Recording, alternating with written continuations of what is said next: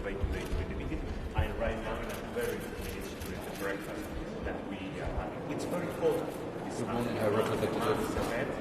We are 6 months from the coming to residency.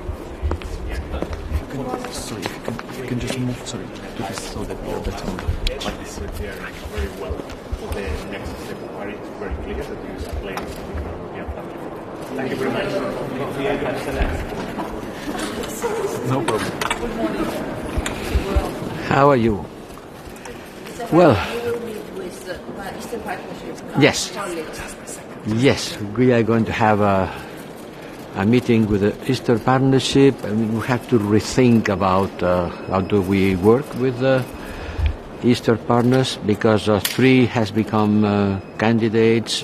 1 is very far away of the European Union, Belarus. So it's a very heterogeneous set of countries, and a regional approach to them has to be taken into consideration, but certainly it's becoming more difficult. It is the first ministerial meeting with the Eastern partners since the beginning of the war in Ukraine, so certainly we will talk a lot about it. And then it comes the Council, and this Council is going to be very long and difficult, because we have in the agenda Iran, we have in the agenda sanctions against Russia, the 9th package. We are still not there. We haven't yet finished. You know, there is a certain confusion. When me and the President of the Commission announce the sanctions, we are just announcing proposals. I said many times it's the Council who decides. And the 27 ministers have different approaches. So since we made the announcement of the proposal, a proposal is not a decision, the proposal has been discussed, and I thought this morning we were able to say green light. It's still not the case. Maybe by the end of the day, but there are some questions to be still agreed. I hope we will end the day, or maybe tomorrow, but I cannot say that it's going to be easy, because there are different views among member states. Important to make the differences between proposition and decision. Decisions belong to the Council.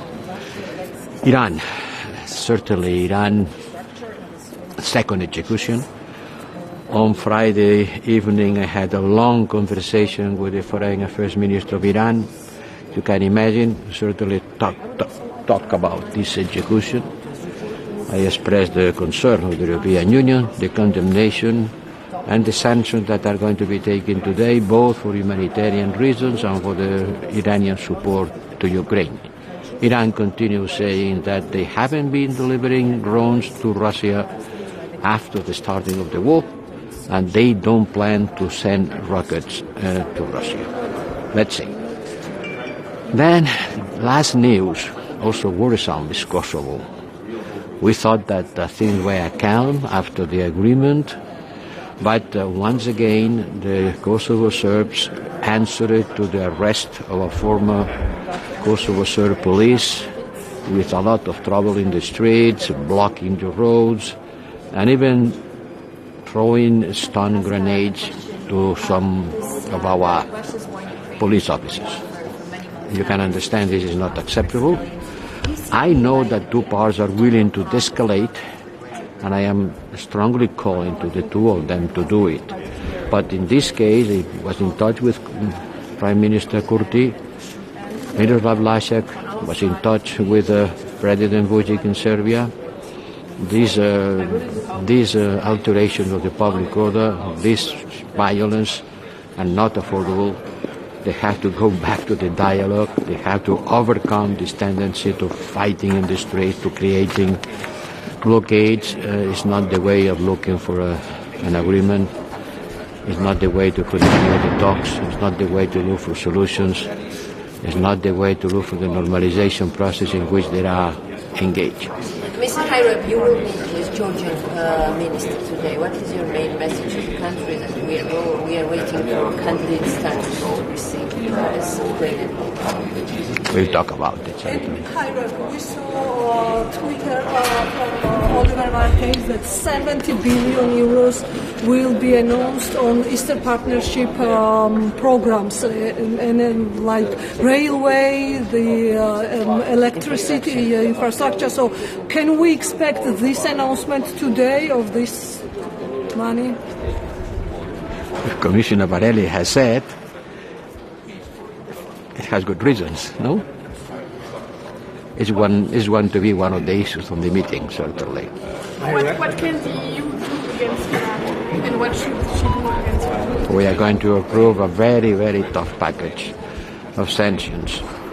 It was not easy. It was not an easy conversation with my colleague, the foreign affairs minister in Iran, because we talk about what's happening inside the country, the supply of arms to Russia, and these two people being executed. Iran has to understand that the European Union will condemn strongly and will take any action we can in order to support Iran women, to support the peaceful demonstrators, and certainly rejection of this death penalty. Apparently, Qatar tries to influence, tries to buy European MEPs. What does this mean for the relationship with Qatar, and what should be the consequences? Look, as you said, apparently I am not a judge. There is a process ongoing. Certainly the news are very worrisome, very, very worrisome. We are facing some events, some facts that certainly worries me as a former president of the European Parliament also. There is nothing and no one being referred to, neither from the External Action Service, nor from the delegations. We are not affected by that. There is a police and judiciary actions. We have to follow these actions. We are very much certainly concerned about this news, but I have to act according not only with the facts but the proven evidence. I cannot go below the judiciary statements. Understand? I sure you understand that this is very, very, very grave accusations. Mr. Minister.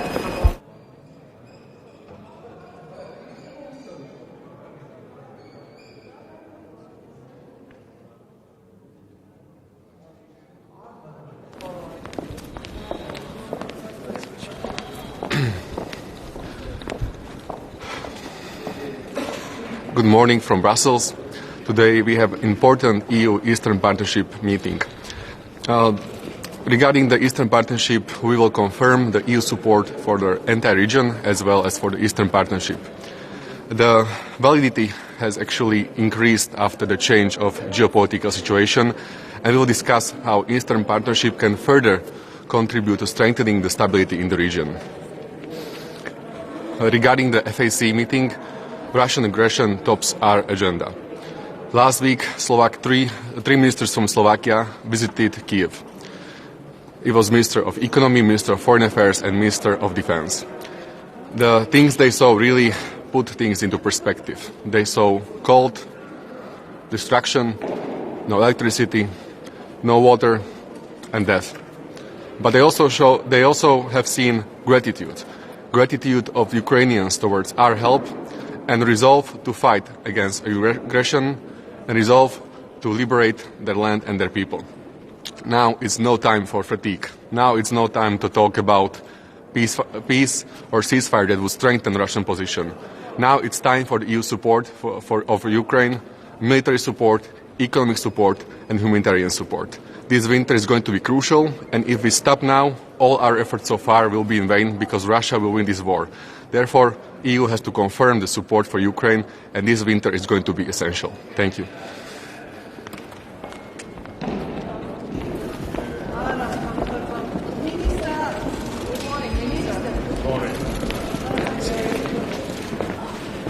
Buenos días. Hoy tendremos un nuevo Consejo de Asuntos Exteriores donde habrá dos puntos que serán fundamentales: Ucrania e Irán. En estos momentos donde llevamos ya demasiados meses de guerra, Casi 10 millones de personas se encuentran sin calefacción, sin electricidad, en condiciones inaceptables. Es el momento de que los europeos sigamos actuando y actuemos con decisión para paliar esta situación. Los 18.000 millones de ayuda a Ucrania tienen que llegar lo antes posible y, desde luego, España hoy alzará su voz para que esto ocurra lo antes posible. En el caso de Irán, tenemos una situación totalmente inaceptable, donde se multiplican las detenciones, los fallecimientos de manera violenta, y hay 21 personas en estos momentos con pena de muerte. Hemos condenado ya claramente las ejecuciones en Irán y lo seguiremos haciendo, y yo espero que hoy todos los europeos tengamos una posición fuerte y común contra esta situación que ya dura demasiado. Vamos a tener ahora un desayuno de trabajo donde analizaremos el partenariado oriental, tendremos una reunión de trabajo con nuestros homólogos de esa región, entre las que se encuentra Ucrania, y donde tan importante es en estos momentos mantener la interlocución y la relación para la estabilización de toda la región, que por supuesto recibe de primera mano todo el impacto de la agresión ilegal, injusta e injustificada de Ucrania. Aprovecharé también mi presencia hoy en Bruselas para lanzar la iniciativa Equipo Europa sobre migraciones, junto a mis colegas francesa e italiano, y también de Níger y Mauritania, y con los representantes de la Comisión, porque es más necesario que nunca que el partenariado con los países de tránsito y origen se refuerce. Y terminaré la jornada en un seminario de digitalización en América Latina, junto a representantes de la Comisión y mi colega eslovena. Al finalizar los encuentros daré una rueda de prensa y contestaré a todas sus preguntas.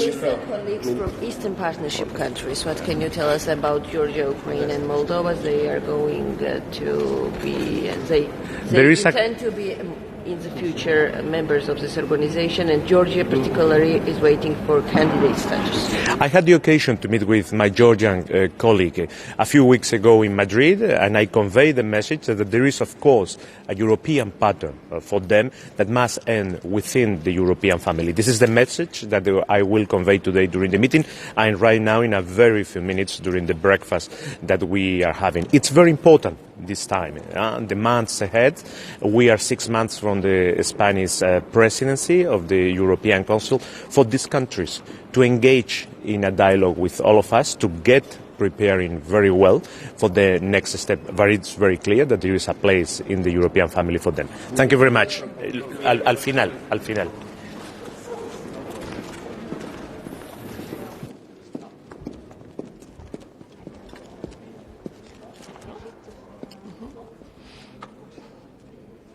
So good morning. Today we are having a very important meeting with our Eastern partners, and we expect to have a frank exchange and to show a strong message of our support to them in these challenging times provoked by the Russian aggression against Ukraine.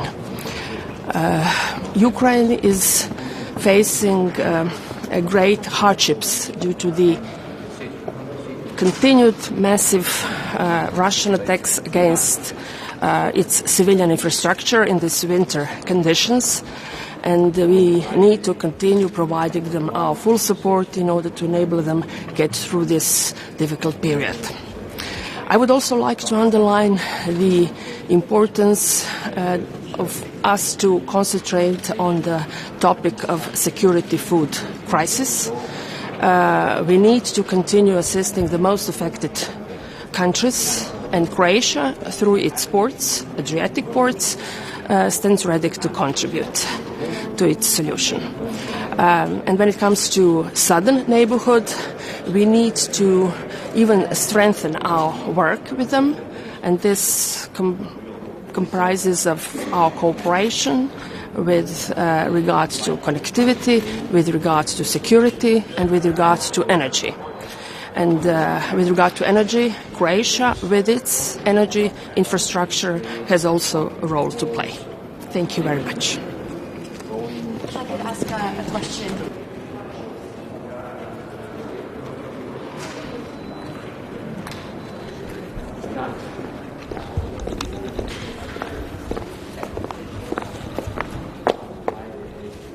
Good morning. Once more we meet to discuss most important issues of the day, and there's not a single more important issue than Russia's war against Ukraine. Unfortunately, with many things that we have to discuss, it feels as if we are a little bit stuck in the cold mud. Hope that we are not frozen in that mud when it comes to sanctions, when it comes to macrofinancial assistance to Ukraine, and weapon deliveries. And the real hope is that we are not waiting for something additionally horrible to happen in Ukraine for us to get unstuck. That we can discuss and we can find decisions and we can agree with unanimity on the most important things that we need to do in order to support Ukraine. Lithuania's position will remain as always: more sanctions, more assistance, more military assistance, especially heavy equipment that needs to be sent to Ukraine in order for them to reclaim the territory back, and finally to get an agreement on the 18 billion that needs to be reimbursed starting early next year. Minister, Friday's meeting of the ambassadors on the ninth package of sanctions ended without a compromise. Apparently some countries would like to have some delegations on Ukraine. Well, as from the very beginning, Lithuania was not supportive of derogations, even though some of the delegations could have made our situation possibly easier, but we thought that sanctions are there for a reason. They are not there to be avoided or eased. So yes, we are participating in the discussion. We're trying to maintain unanimity, but definitely we're not in favor of derogations. Minister, today you will start meeting with Eastern Partnership countries, Moldova and Ukraine. Today's title is Georgia. This status, how important is to discuss with them the challenge which is very important in the region, and for example for Georgia there needs to have information that EU will fund the Sea region cable with the electricity to ensure EU and Georgia connectivity. Okay. How important is this project? Well, when it comes to membership status, it is unfortunate to see Georgia and other Eastern Partnership countries, two, Moldova and Ukraine, standing on a separate rail tracks. When it comes to approach to EU, as you very well know, Lithuania was always very much supportive to Georgia's accession into EU, that it would get a candidate status. But during the several last years, I can say that the key to going back to the same faster track to EU remains in the hands of Georgian government. And I would definitely very much like to see Georgian government acting more proactively, with more vigor, more power, and more determination to get moving to the candidate status. So far, we have not seen very encouraging steps. Process is going on in the country because ruling parties with some opposition party are trying to cooperate to all criteria which is known for all the last 12 recommendations. Yes. How can you express your opinion toward this? Do you see some progress in this process? Well, the progress that would, as I mentioned, move Georgia's accession train onto the faster track that has not reached those who would be very much willing to support.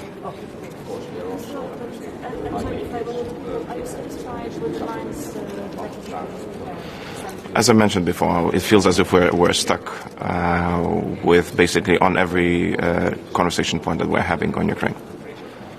Thank you.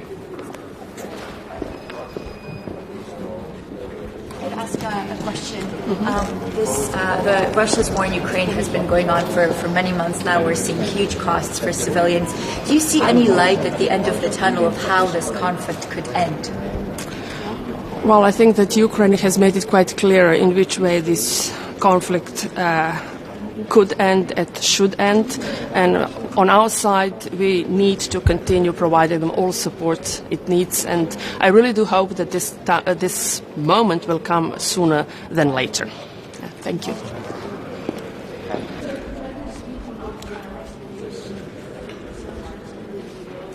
Good morning. Today is a very important day here in Council. First, I would like to raise the issue of Iran and the executions that are currently happening. I called the Iranian minister on Thursday, of course, expressing the Finnish condemnation of the executions that are happening in Iran, and it's very important that we discuss this topic today. Of course, in addition, we speak about Iran's weapon export to Russia. Irani's weapons are used against Ukrainian civilians and citizens.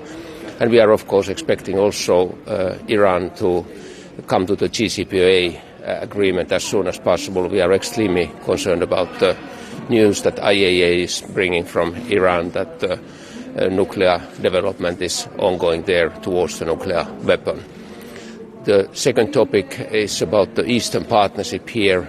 We are particularly looking at the situation in Moldova and all the possible measures that the European Union is taking to support Moldovan development and peaceful development in Moldova. We are currently shocked about the cut of the electricity in Moldova and all the other implications of the Russian war against Ukraine. And finally, the issue of Ukraine and support to the Ukraine, of course, has to stay firm. It's very important that we continue also financial support to Ukraine. Finland is very supportive to the European Peace Facility. We have also had already 10 times military packages towards Ukraine. And we are looking also, of course, the big financial package to be finalized so that Ukraine gets that help that it's needs. The 18 billion euros is a very important sum of money for Ukraine for the coming year. Thank you. One question. Russia's war in Ukraine has been going on for a very long time now. There's a lot of costs for civilians. Do you see a light at the end of the tunnel? Do you see a scenario of how this conflict could actually end? Well, I'm just coming from New York, and I had a meeting with His Excellency Mr. Guterres in United Nations, and of course congratulated UN for the grain trade, grain deal that has been made, or the continuation of the grain deal between Ukraine and Russia. Of course, this gives some light in the end of the tunnel that at least the global consequences, like the food security, has been helped through this UN facilitated deal. Of course, we are also appreciating the IAEA's work in vis-à-vis the Zaporizhzhia nuclear power plant, so that the nuclear security is somehow taken care of by the international agency. And the third positive issue, of course, has been the exchange of the prisoners that is happening between Ukraine and Russia. But these are only very, very small lights in the end of the tunnel. At the moment, I think we have to be prepared that the war is continuing. We have to be prepared to support Ukraine throughout this very, very difficult winter. Mr. Minister, a follow-up. Do you think it's possible for this war to end under Putin's regime? So as long as Putin is in the Kremlin, do you foresee any end to this war? Well, at the moment, I haven't seen any tries or initiatives from the Russian side to end this war. And of course, the most simple answer to this is that Russia should withdraw from the areas that it has occupied from Ukraine. That's the way, of course, to finish this war. Mr. Minister, you will meet with your colleagues from Georgia, Moldova and Ukraine. You know that our country is waiting for candidate status. What is your main message today, and how we can reshuffle the Eastern Partnership? Well, of course, the Eastern Partnership is extremely important today, and it's good to meet with the ministers here, and we are particularly following, of course, the very vulnerable situation of Moldova at the moment. The war is affecting Moldova directly, and I think we have to have the full solidarity towards Moldova. At the same time, the financial package that we are planning for Ukraine is very important to finalize the 18 billion euros and of course continue also with the European Peace Facility. Finland has been sending 10 military packages already to Ukraine, and we will continue both humanitarian support and other support. And then the wider region, it's very important that we cooperate with other Eastern Partnership countries like Georgia and others to help them and to get the cooperation even closer between European Union and Eastern Partnership countries. Tell us about additional financial support to Eastern Partnership countries to refresh this initiative and to help more. Well, I think at the moment this is particularly one of the topics that we will discuss. What are the key needs of these countries? That's the reason why we meet the ministers here, and how we could support in the best possible way the countries. We had actually a little bit more than 1 week ago a very successful visit of the Baltic and Nordic ministers in Kiev to Ukraine, and of course the elements of Eastern Partnership, the future of the Ukraine and Moldova's future members of European Union and so forth were discussed. But of course we have to look the whole Eastern Partnership area, how we could strengthen that cooperation. And what about the candidate status, future candidate status for Georgia? Do you support it? Well, the Georgia, of course, we have been discussing also with the Georgia minister about the steps that needs to be taken also in the internal development of Georgia, and we are looking, of course, forward when all these requirements are implemented. Also, Georgia would get closer to European Union. Thank you.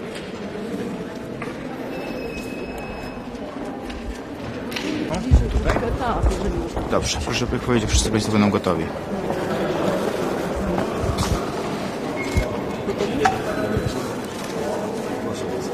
Wszyscy gotowi? Dzień dobry Państwu. Zaczynamy dzisiaj bardzo ważną Radę do Spraw Zagranicznych, poświęconą przede wszystkim najważniejszemu tematowi, jakim jest agresja rosyjska na Ukrainę, ale w nieco szerszym niezwykle wymiarze, bo dzisiaj także spotkanie z ministrami spraw zagranicznych krajów Partnerstwa Wschodniego. To jest ten wymiar, nad którym bardzo mocno pracujemy, żeby stał się tą drogą do w przyszłości członkostwa w Unii Europejskiej dla naszych wschodnich sąsiadów. Dzisiaj będziemy rozmawiać o tym, jak agresja rosyjska wpłynęła na perspektywy naszej współpracy z państwami na wschód od nas, jak te państwa wspierać, no i przede wszystkim jak dzisiaj wzmacniać to, co robimy od 24 lutego, czyli wzmacniać obronę Ukrainy. Myślę, że to, co dzisiaj będzie niezwykle ważne w tej dyskusji, to ocena sytuacji i też ocena dotychczasowych działań całej Unii Europejskiej, NATO także, bo w tym wymiarze również oczywiście współpracujemy. Niezwykle ważne jest to, i dzisiaj ja o tym na pewno będę mówił, żeby nie dawać się w jakikolwiek sposób wpędzać w takie rozważania o tym, że rzekomo Ukraina miałaby oddawać Rosji jakieś części swojego terytorium, albo że Rosja ma prawo oczekiwać gwarancji bezpieczeństwa od kogokolwiek. To jest po prostu strategiczny błąd tego rodzaju rozważania nawet, bo to nie Rosja potrzebuje dzisiaj gwarancji bezpieczeństwa, to Europa potrzebuje gwarancji bezpieczeństwa od Rosji. My będziemy o tym dzisiaj bardzo dużo dyskutowali. Poza tym także tematy bieżące, wzrost napięcia na Bałkanach, przede wszystkim między Serbią a Kosowem, także szersze tematy globalne, kwestia tego, co dzieje się w Iranie, kwestia również potencjalnego zaangażowania Iranu w różne niekorzystne zjawiska globalne, także związane z agresją rosyjską na Ukrainę i jeszcze kilka innych tematów. Dzisiaj do 17:30 tutaj jest dyskusja zaplanowana. Panie ministrze, ambasadorowie w piątek rozmawiali na temat 9. pakietu sankcji. Było oczekiwanie, że będzie zgoda. Dość nieoczekiwanie pojawiły się propozycje grupy krajów, żeby jakieś wyłączenia zastosować do 9. pakietu. Jak Polska to komentuje? My cały czas podkreślamy, że sankcje powinny być jak najdotkliwsze, jak najsurowsze, jak najmniej powinno być tam wyjątków. Natomiast też doskonale wszyscy Państwo, którzy śledzą ten proces, wiecie, że przy każdym pakiecie, przy każdym planie tego rodzaju pojawiają się różnego rodzaju próby wyłączenia czy łagodzenia. Zawsze takie dyskusje się toczą. Tak jest również i tym razem, ale te rozmowy będą dalej prowadzone. Mamy nadzieję, że jeśli jakiekolwiek wyłączenia będą, to będą one jak najrzadsze, bo głównym celem sankcji jest po prostu doprowadzenie do tego, żeby Rosja przegrała wojnę. policy, please, about sanctions towards Russia? Do you consider them to be strong enough? Well, they always could be a little bit stronger, a little bit more severe. We are always, as Polish government, we're always opting for the most severe approach because the main purpose of sanctions is to help Ukraine win this war, to defeat this Russian imperialism. And we will be always striving for more, we'll be always striving for more severe sanctions until this goal is achieved. But obviously what is very important at this point is also remaining consistent in sanctions but also in policy, in decision making. So we will be discussing today at this Foreign Affairs Council that we should avoid at all costs any deliberations as to whether Ukraine should cede any land or any form of sovereignty, any public deliberations about, for example, guarantees of safety for Russia is a strategic mistake. It's Europe that needs guarantees from Russia. It's not Russia that needs guarantees because Russia is not threatened by anyone else. It's Russia is a threat for Europe. Any expectations about timeline when they can be adopted? Well, we hope so. We hope that it will happen very smoothly, as so far the space since February 24 has been quite accelerated compared to the situation before. Obviously, it's always there's always something left to be desired, but we are continuously striving forward, discussing with our partners, and in the spirit of unity, of European unity, which is absolutely important, and as our top priority, we hope that it will be achieved swiftly and smoothly. Thank you very much. Tak naprawdę ambasadorowie dzisiaj wieczorem zajmą się tymi sankcjami, a pan wykorzysta tę okazję, spotkanie z ministrami, żeby potwierdzić stanowisko dotyczące jak najjutrzejszych sankcji? Z pewnością będziemy dzisiaj rozmawiali o konsekwencjach agresji na Ukrainę i o tym, jak powinna Unia Europejska to reagować. Nie będziemy wchodzić szczegółowo w temat zapisów 9. pakietu sankcyjnego, natomiast z całą pewnością w naszym stanowisku dzisiaj zostanie podkreślone to, że skuteczność sankcji zależy także od tego, aby one były szczelne, aby nie było wyłączeń, nie było wyjątków, aby nie było możliwości ich omijania. To jest absolutnie podstawowe i będziemy dzisiaj o tym mówili. Ja na pewno o tym powiem w trakcie dyskusji. Dziękuję bardzo.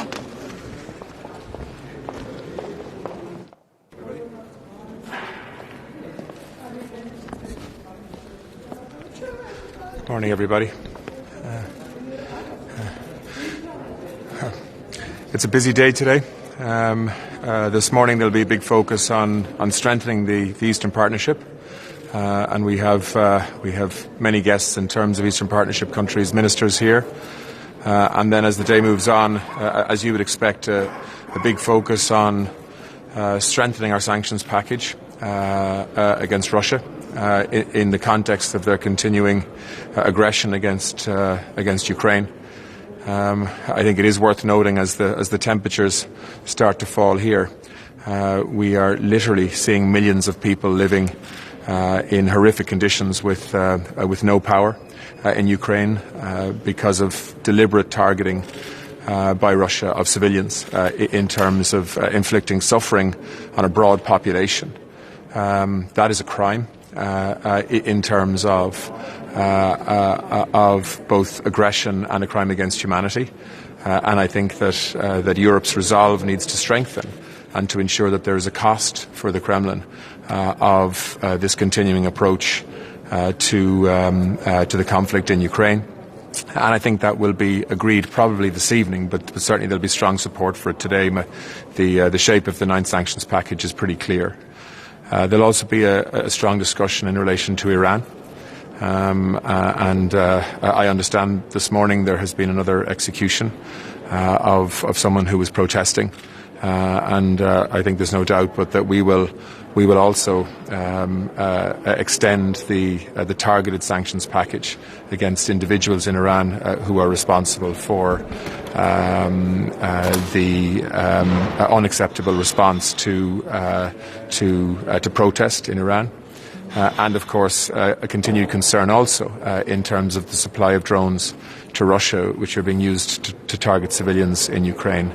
There is another important element in terms of the relationship with Iran that I think we will focus on today as well, and that's on trying to find a way forward on the JCPOA. And despite the tensions and indeed the sanctions that will be agreed today, I think there is a desire to try and find a way to move forward the Iranian nuclear deal, which I think makes sense for Iran, but also for the rest of the world, to ensure that we have complete transparency in the future in terms of an Iran that is not looking to pursue a nuclear weapon. So a lot on the agenda today, as well as a whole range of other things. So Thank you.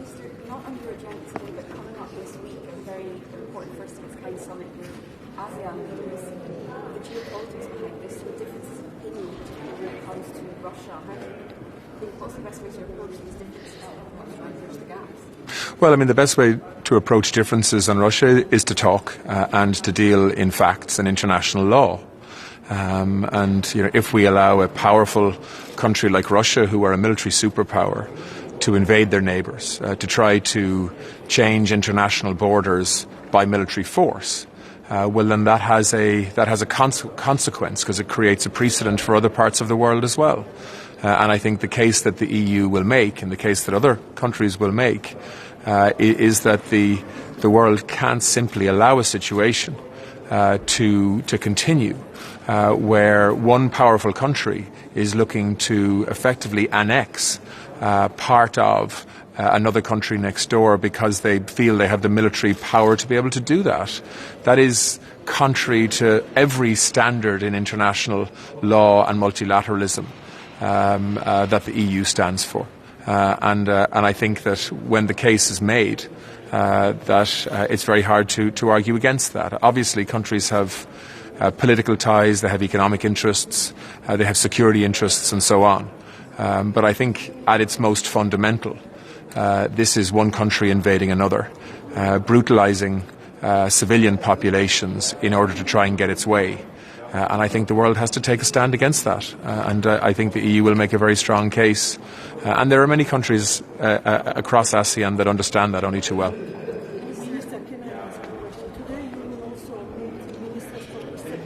Yes. So how do you, this is first ministerial after this brutal war, how do you think Eastern Partnership project is it actual, because three of them, Georgia, Moldova and Ukraine, already associated members, and two of them have candidate status, and Georgia in European perspective. So how do you see the future? Well, I mean, for me, I think the Eastern Partnership is more important than it's ever been.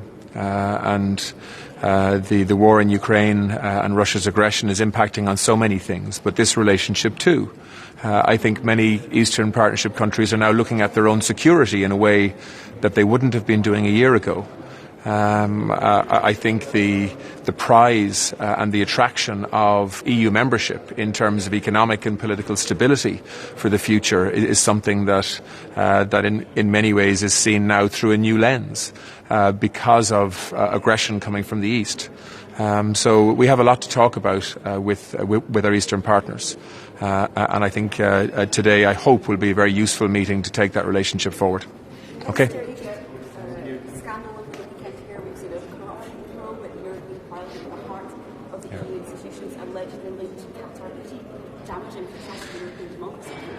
Well, it is damaging, and we need to get to the bottom of it, and we need to have, obviously, a full and transparent investigation so that we can have an explanation for what's happened.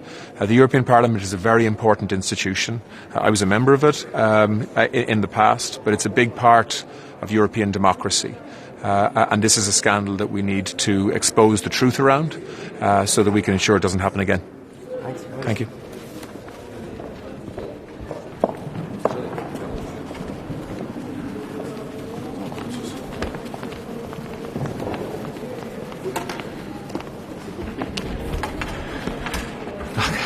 Dobré dopoledne. Dnes budeme mít druhý den jednání Rady pro zemědělství a rybolov. Good morning. Today we will hold the second day of our Agri-Fish Council. Tím důležitým tématem, kterým jsme začali včera, jsou rybolovná práva pro rok 2023 ve vodách zemí EU i mimo Evropskou unii. The important topic that we already started yesterday are the fishing opportunities for 2023 for EU and non-EU waters. Včera jsme celý den jednali a máme připravený první kompromisní návrh, který dnes předložím kolegům, ministrům zemědělství, popřípadě pro rybářství, a budeme o tom dále jednat. Yesterday we had negotiations all day and we managed to prepare the first draft of the compromise that today I will present to the Ministers for Agriculture and Fisheries. Jsem přesvědčený, že tento kompromisní návrh je dobrým podkladem k tomu, abychom dosáhli finální dohody, aby evropští rybáři mohli od začátku příštího roku rybařit podle nových pravidel, věděli, jak na tom jsou. I believe that this first draft of the compromise is a good starting point for us to reach a final agreement so that the European fishermen and fisherwomen can start fishing on the 1st of January 2023 according to the new rules and conditions. Jak jsem řekl, budeme i dnes jednat a budeme jednat tak dlouho, dokud nedosáhneme finální dohody. As I mentioned, we will continue our discussions today and we will keep talking as long as necessary to reach the final consensus. Dalším důležitým bodem dnešního jednání budou strategické plány, v podstatě nová společná zemědělská politika. Všechny národní strategické plány byly schváleny Evropskou komisí, kromě jedné výjimky. The next topic on our agenda today are the national strategic plans and the common agriculture policy in general. The European Commission has already approved all national strategic plans but one.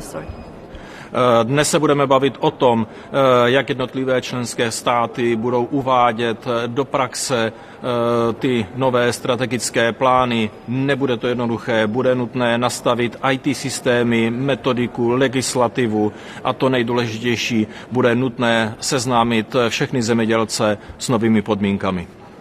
Today we will talk about how the individual European member states will implement these national strategic plans into practice, and it won't be an easy task. We will have to talk about new IT measures, new methodologies, new legislations, and last but not least, we will have to also educate our farmers on the topic. Samozřejmě budeme mít i další témata, jako jsou komoditní trhy, welfare zvířat a důležité téma pesticidy. Ale o tom všem budu hovořit večer na tiskové konferenci. And of course there will be other topics that we will tackle, namely the commodity markets, animal welfare, pesticides, but these all I will discuss later on today during my press conference. Děkuji. Thank you.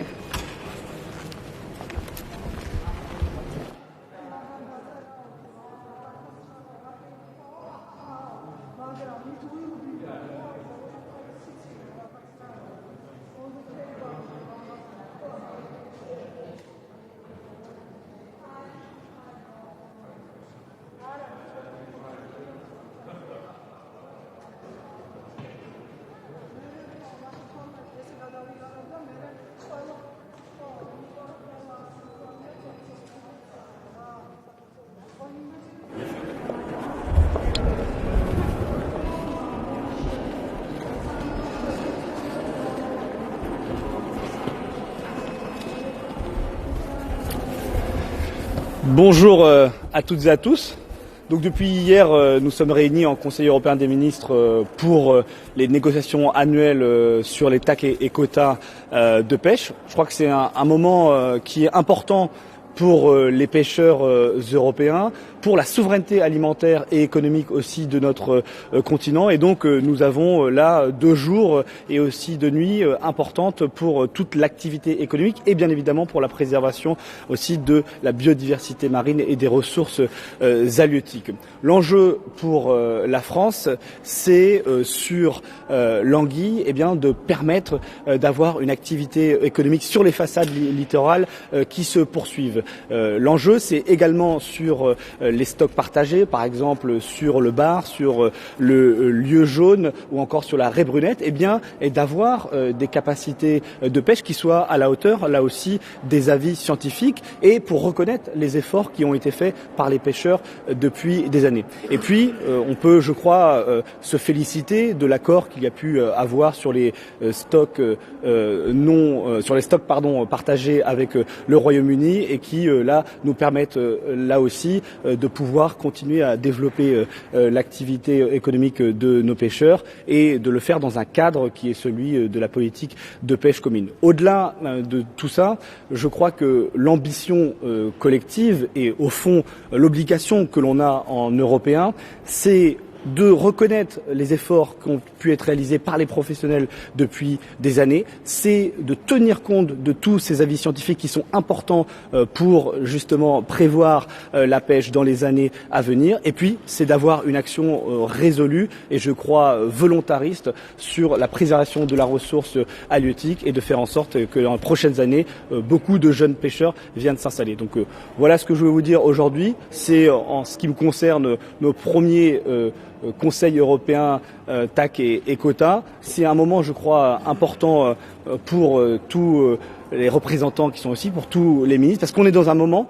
aussi où nos pêcheurs ont vécu des juxtapositions de crise. Brexit, Covid, inflation, augmentation du coût du carburant et donc plus que jamais je crois qu'on doit être soudés, solidaires pour faire en sorte que la souveraineté alimentaire de notre continent se renforce et qu'il y ait encore une attractivité dans ce métier de pêcheur.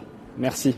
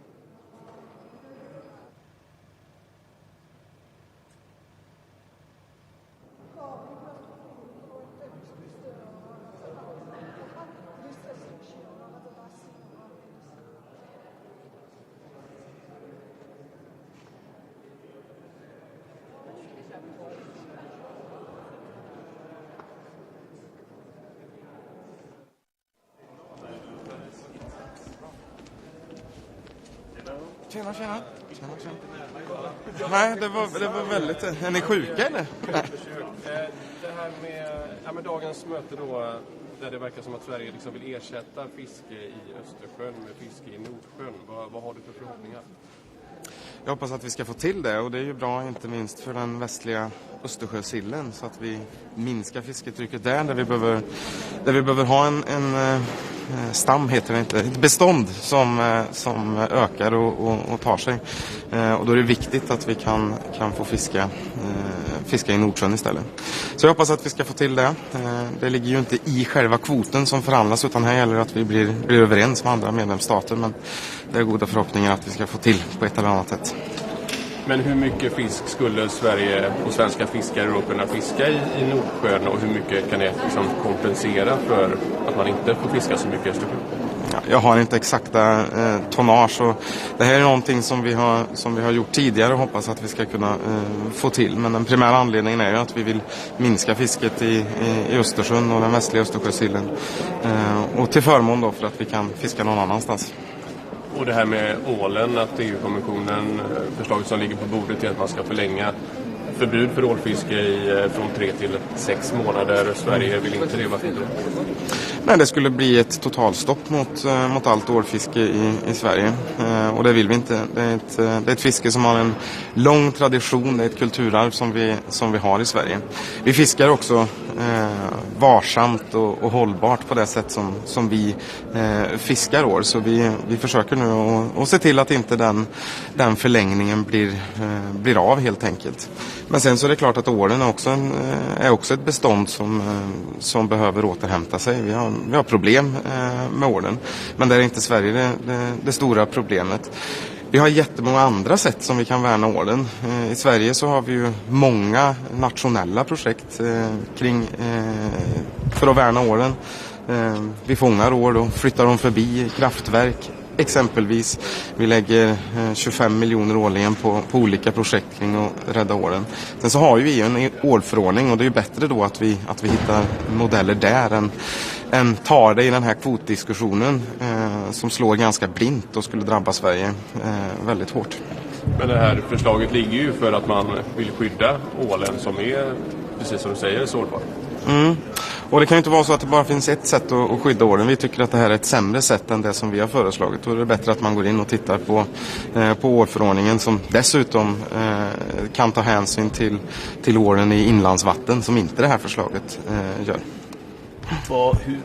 Hur ser du utsikterna till att nå en deal i natt? Jag menar, det är många som pratar om att det kanske blir en provisoriska fiskekvoter ändå till sida. Det är klart att man alltid hoppas att man ska få kvoter som håller, och att det inte blir något provisoriskt.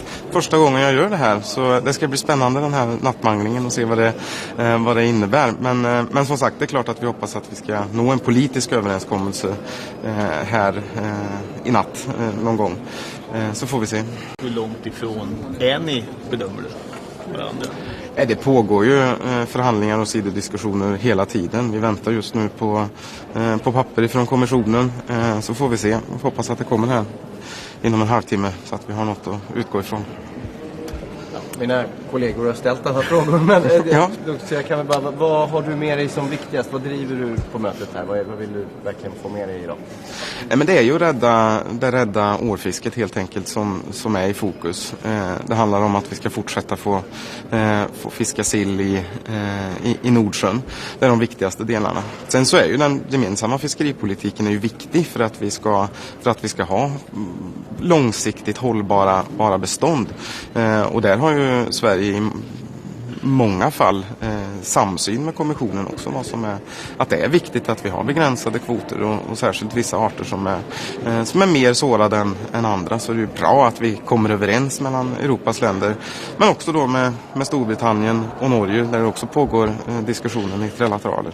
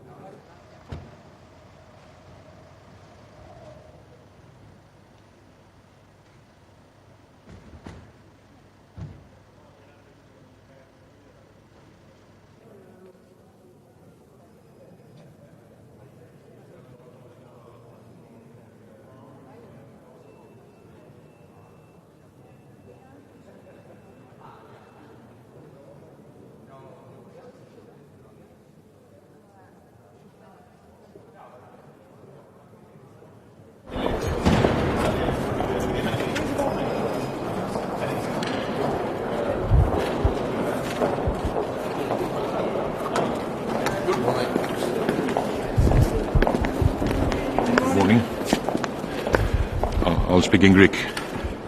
Είναι απαράδεκτο και καθολικά καταδικαστέο να διατυπώνονται απειλές για πυραυλική επίθεση εναντίον της Ελλάδας από σύμμαχο χώρα μέλος του ΝΑΤΟ. Οι νοοτροπίες Βόρειας Κορέας δεν μπορούν και δεν πρέπει να επισέλθουν στην Ατλαντική Συμμαχία. Κύριε Υπουργέ, είχαμε το σκάνδαλο το Σαββατοκύριακο με το Ευρωπαϊκό Κοινοβούλιο και την εμπλοκή της Εύας Καηλή. Υπάρχει κάποιο σχόλιο σε σχέση με αυτό? Όπως είναι γνωστό, διεξάγεται αυτή τη στιγμή μια έρευνα για ιδιαίτερα σοβαρά αδικήματα. Πρέπει όλοι να το σεβαστούμε. Ευχαριστώ πολύ.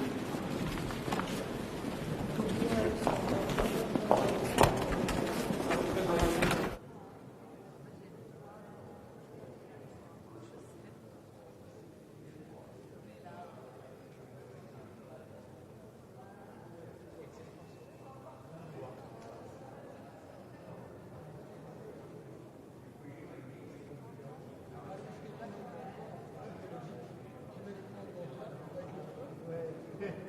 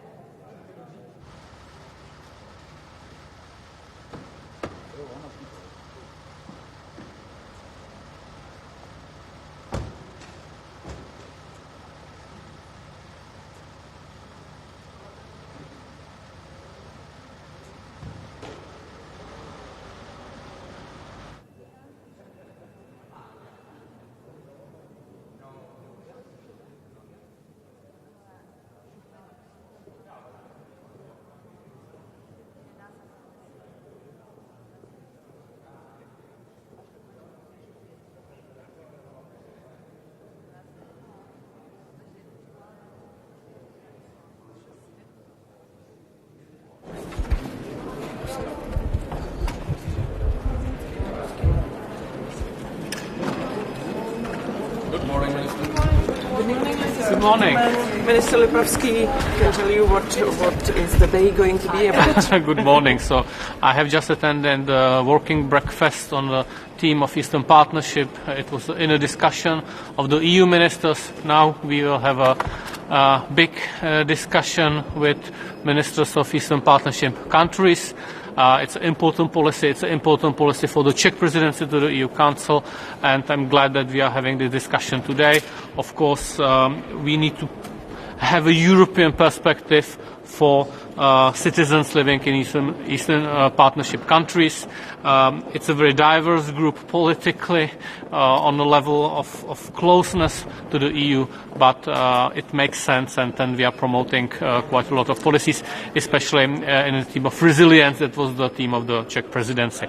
And of course, it's well known that I hope that we will accept a set of conclusions, including sanction packages, but I think it should be proper to comment on it after it's passed, not before. So that would be my. Okay. So three questions, please. So let's begin here. Not directly related to this council, but on the corruption scandal in the European Parliament, apparently with links to Qatar. When is it the right time to rethink relations with the Emirate of Qatar? So I would not connect those issues directly. We don't know exactly what had happened. It's absolutely unacceptable, any kind of corruption, and I'm glad that the Belgian police is able to act upon it, and I'm despising that in all possible terms. Of course, the relationship between the EU and Qatar, or European countries and Qatar, needs to be built on a set of policies, of course, including the human rights and the labor rights. Qatar is an important partner for the energy, for the EU, so let's see what really had happened, and any kind of corruption is totally unacceptable. Yes. Will you discuss about $70 billion euros for Eastern Partnership projects, which Oliver Varhey tweeted yesterday? And how do you see these three associated countries, Moldova, Georgia, and Ukraine, which these countries also inside the Eastern Partnership, and their improvement and future to the European path? So it's obvious that we need a practical cooperation.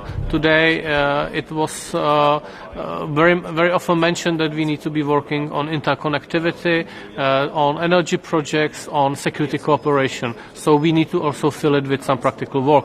But it's not only about this practical work, it's also about the political vision for the citizens of Eastern Partnership countries that Europe take in care about their interest to be part of the EU one day. The enlargement process is a complicated one. Yeah, so the final question, please.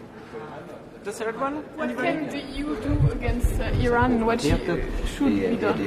Okay, so we need to continue with a clear message to Iran regime that it is not acceptable to be violating human rights in such a brutal way. I read that today the second the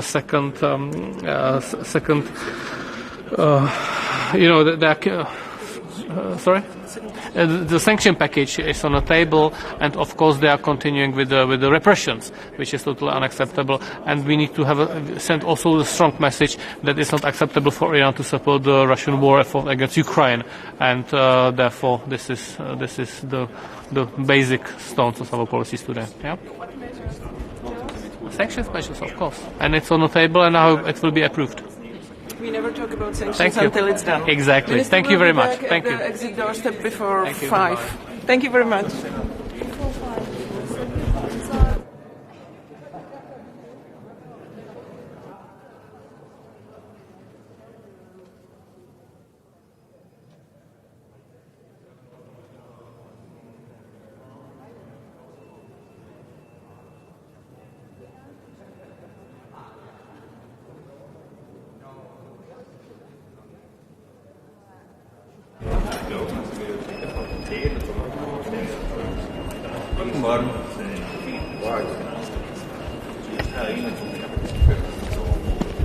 Guten Morgen.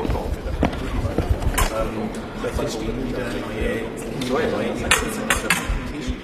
Ist es klug, Sanktionen gegen Iran zu verhängen? Kann man auch das Atomabkommen noch retten? Also klug, es ist nicht das, was wir uns wünschen, nur ich befürchte, es ist unumgänglich.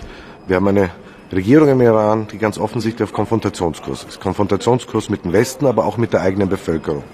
Dass tausende Menschen willkürlich verhaftet werden, dass es die zweite Todesstrafe vollstreckt wurde, dass noch Dutzende andere vor der Gefahr der Todesstrafe stehen und dazu noch der Iran sich zum sozusagen Handlanger des russischen Regimes und der Kriegsverbrechen in der Ukraine macht, das ist etwas, was wir als Europäer nicht wegschauen können.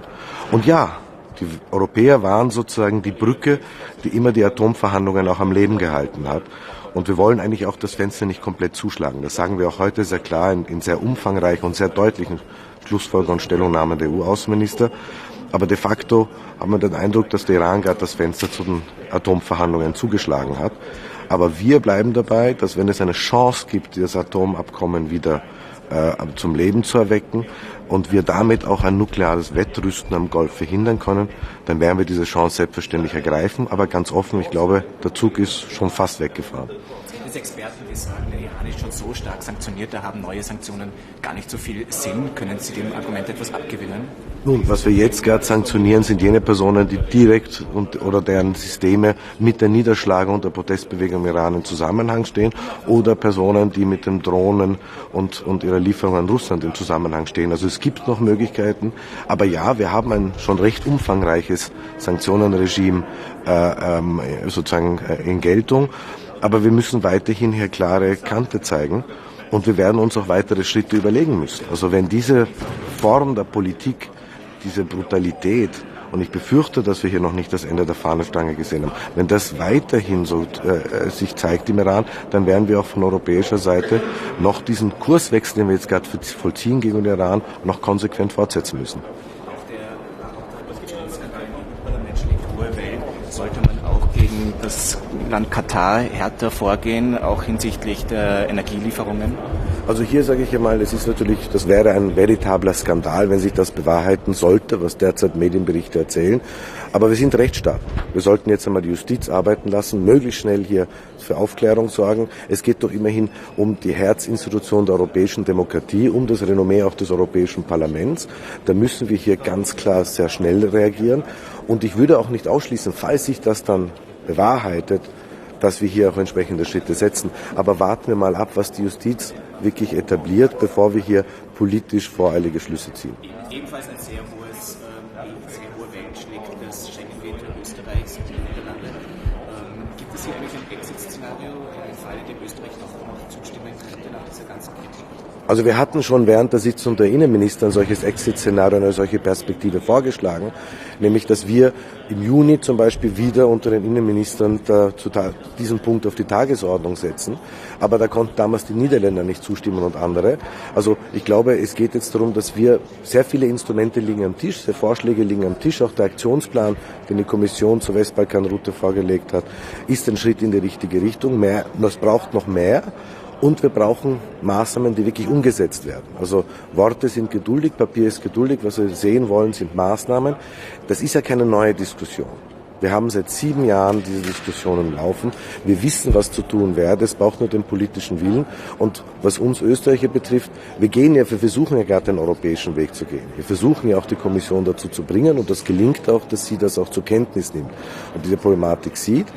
Und ich erkläre immer, wenn wir im Herzen des Kontinents liegen, umgeben von Schengen-Staaten, umgeben von Schengen-assoziierten Staaten, bis Schweiz, Liechtenstein umgeben von EU-Mitgliedstaaten, aber wir die höchste Zahl an Asylanträgen haben, über 100.000 Asylanträge bis Jahresende, plus 56.000 ukrainische Vertriebene. Und von diesen 100.000 sind 75.000 nicht registriert worden. Das heißt, 3 von 4 Asylanträger sind quer durch den Kontinent gekommen, bis in einem Land, das im Zentrum liegt, ohne dass es irgendwo Fingerabdrücke, Name registriert wurde, ist auch eine Sicherheitsthematik und heißt, dass eine Reihe von Staaten offenbar die Regeln nicht anwenden und wir dann vermutlich der Erste sind, der es tut. Eine neue Diskussion ist auch die Diskussion rund um Ungarn. Jetzt blockiert hier Ungarn zum Beispiel bei diesem Rat die Friedensfazilität Stockholm. Es gibt ja keinen Rat, wo Ungarn nicht blockiert. Sollten sich die Mitgliedstaaten hier wieder auf einen Kuhhandel einlassen und vielleicht auch einen Teil der 7,5 Milliarden an Fördergelder freigeben und die 5 Milliarden akzeptieren? Also ich würde sagen, Blockaden, warten wir mal ab, was Ungarn wirklich macht. Ich glaube, dass wir ganz grundsätzlich uns einer Sache bewusst sein müssen. Wir sind hier in einem systemischen Konflikt. Stichwort Russland, Stichwort China. Aber wir müssen da vor allem auch intern glaubwürdig sein.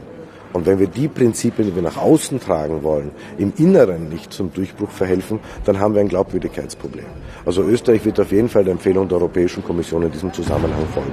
Vollumfänglich, also auch keine 40%-Lösung wie... Also was immer die Kommission vorschlägt, ich habe auch jetzt den letzten Brief von Kommissar Hahn gelesen, in diesem Zusammenhang an Ungarn gerichtet. Die Kommission spricht in einer sehr deutlichen Sprache und wir werden auf jeden Fall den Empfehlungen der Kommission folgen.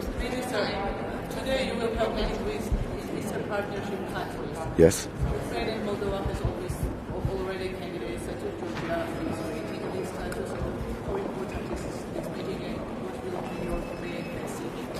I believe it's extremely important. This is our immediate neighborhood. And Eastern Partnership is for us as Austrians something very, very close to us. I mean, you have to know that only 500 kilometers away from Vienna, a war is raging in Ukraine. So this is for us a region which is economically, politically, and even culturally and humanly important. We have many people in Austria from this region living in our country. And we have close relations. So it is important, and I believe we have to be aware that we shouldn't only look at Ukraine and Moldova. We have to keep an eye on Southern Caucasus. We might have to include, and we could think about including in some other format, Central Asian states. We are here, we have to give these countries the feeling that they're not left alone next to a huge neighbor called Russia, which is breathing down their neck, and they need Europe. Well, we took a decision, obviously, and we supported the decision which was taken at the time for Moldova, Ukraine and Georgia. Our position is, if we look to the east, we should not forget to look to the southeast as well. And so we are very much in favor of giving Bosnia-Herzegovina the candidate status too. We have to be very watchful not to create a second and first class candidate countries situation. And we do have a neighborhood where we have to be more attentive, and we have to acknowledge that these countries need Europe. Minister, can you say a little bit about sanctions? What is the situation? What are your expectations? On Russia or Iran? Or Russia? Yeah. Well, my expectation is we have basically an agreement on the ninth package. There are technical details that have to be clarified. And my expectation is that it will be approved the next couple of days, at least ahead of the European Council. And I don't expect any country to block it. That technical issues, what we are talking now about is not only enlarging the listings of people, but the focus is actually technical hardware, where we have the feeling it is civilian, but it could be misused for military uses. So these are this kind of dual use and other technical equipment, and I believe there are a question apart technical issues which have to be solved. But we have today a meeting at the levels of ambassadors, and I'm very positive, and I expect that we will have an agreement. Thank you.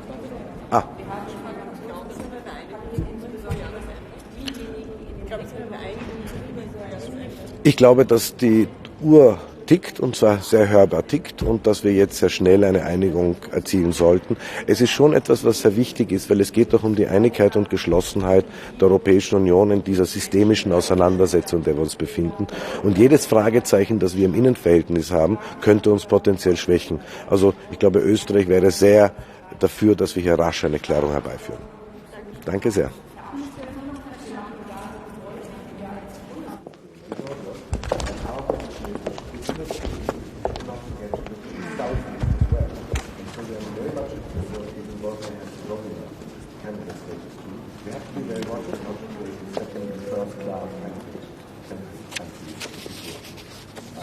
Schönen guten Morgen, auch wenn es hier heute sehr, sehr kalt ist. Wir haben gestern gesehen, dass das Regime in Teheran zum zweiten Mal einen Menschen hingerichtet hat, ohne einen fairen Prozess. Das ist ganz offensichtlich mit diesen öffentlichen Hinrichtungen ein unverhohlener Einschüchterungsversuch an Menschen. Nicht nur dafür, dass sie auf die Straße gehen, sondern diese Hinrichtungen sind ein unverhohlener Einschüchterungsversuch. Nicht dafür, dass Menschen Verbrechen begangen haben, sondern allein dafür, dass sie ihre Meinung auf die Straße tragen, allein dafür, dass sie wie wir in Freiheit leben wollen.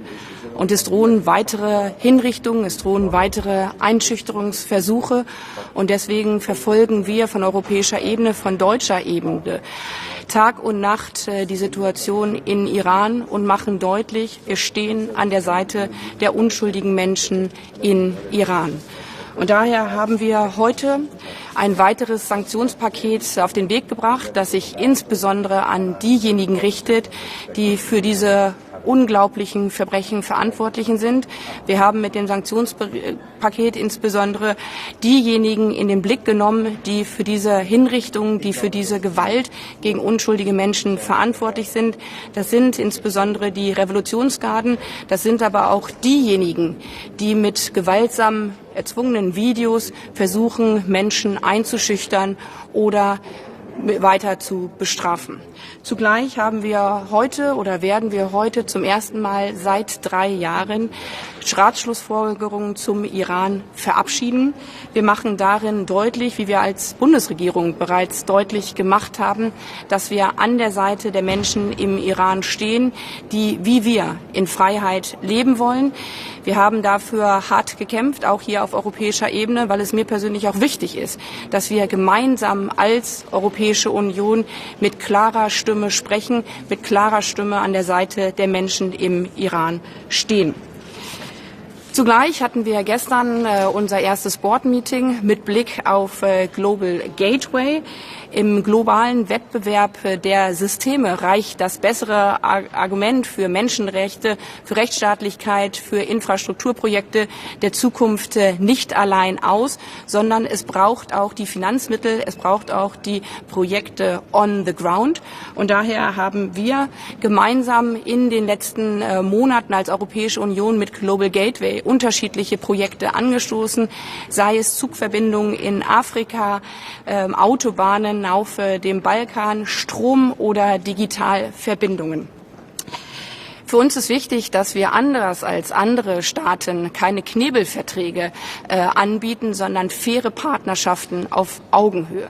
Wenn wir gemeinsam auf dieser Welt in die Zukunft investieren wollen, klimaneutral und zum Wohle unserer Menschen, dann müssen das faire Verträge sein, die sowohl den Ländern, in die investiert wird, etwas nutzen und vor allen Dingen den Menschen, als auch mit Blick auf unsere internationale Zusammenarbeit diese auf faire Wettbewerbsbedingungen und faire Regeln stellen.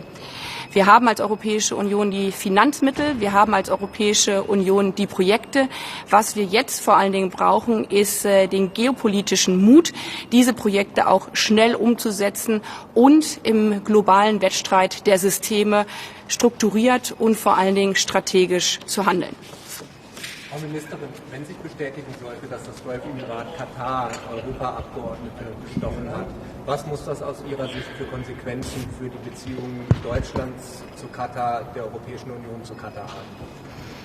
Das ist wirklich ein unglaublicher Vorfall. Der muss jetzt ohne Wenn und Aber aufgeklärt werden mit der vollen Härte des Gesetzes. Denn es geht hier auch und gerade um die Glaubwürdigkeit Europas. Und entsprechend müssen dann in unterschiedlichen Bereichen Konsequenzen folgen. Jetzt geht es vor allen Dingen um die restlose Aufklärung. Aber sowas, das haben wir lange nicht erlebt. Frau Ministerin, wie sehr sind Sie besorgt über die anhaltend eskalierende Situation im Kosovo? Ich habe gestern bereits deutlich gemacht, dass mit Blick auf Kosovo jeder seine Verantwortung trägt. Und die kosovarische Regierung hat mit Blick auf die Wahlen diese extra ein bisschen verschoben, um die Situation in den Griff zu bekommen und vor allen Dingen die Menschen vor Ort in den Mittelpunkt zu stellen, die Sicherheit der Menschen vor Ort in den Sicherheit zu stellen. Und dass auf der anderen Seite, von serbischer Seite, dann diese Situation weiter angeheizt wurde, das ist mehr als verantwortungslos. Und deswegen mein eindringlicher Appell an Serbien, alles dafür zu tun, die Menschen in der Region zu schützen. Es geht in der Politik um die Menschen, um menschliche Sicherheit. Und das ist auch die Verantwortung der serbischen Regierung. Frau Ministerin, ein Wort zu Ungarn, wie man aus der Situation der Blockade herauskommt. Die Rechtsstaatlichkeit ist das Rückgrat der Europäischen Union und nur mit einem starken Rückgrat kann die Europäische Union sich nach innen und nach außen behaupten und deswegen unterstützen wir als Bundesrepublik Deutschland die sehr guten Vorschläge der EU-Kommission, um deutlich zu machen, hier geht es um unsere Werte, um unsere Rechtsstaatlichkeit als Europäische Union im Ganzen. Was Deutschland ganz konkret auch den Vorschlag, 7,5 Milliarden Euro an Kohäsionsmitteln für Ungarn einzufrieren? Wir finden die Vorschläge der Europäischen Union sehr durchdacht und vor allen Dingen auf Grundlage unserer rechtlichen Bestimmungen. Und das ist das A und O und alles Weitere wird dann beschlossen. Vielen Dank. Die Iran-Sanktion ist damit das Wiener Atomabkommen gestorben? Wir haben jetzt seit 3 Jahren zum ersten Mal Ratschlussfolgerungen zu Iran als Europäische Union überhaupt getätigt. Das war mir persönlich sehr, sehr wichtig, dass das nicht nur einzelne Mitgliedstaaten machen, sondern dass wir das als Europäische Union in Gänze machen. Wir haben zum ersten Mal eine sehr deutliche Sprache zu den Menschenrechten. Auch das ist extremst wichtig. Und wir machen deutlich, das, was wir bereits auch schon in den G7-Schlussfolgerungen deutlich gemacht haben, dass es ohnehin seit jetzt fast einem Jahr keine wirklichen Verhandlungen mit dem Iran mehr zum JCPOA gibt und dass sich daran natürlich in dieser jetzigen Situation auch definitiv nichts ändern wird. Ein System, was so mit seinen Menschen umgeht, das kann nicht darauf bauen, dass es weiter halbwegs normale Beziehungen mit der Europäischen Union gibt und dass die Europäische Union das jetzt ebenso deutlich macht, wie wir das bereits als Bundesrepublik Deutschland getan haben. Das ist, glaube ich, ein guter Tag für die Menschenrechte heute hier in Brüssel. Minister, on Ukraine, please.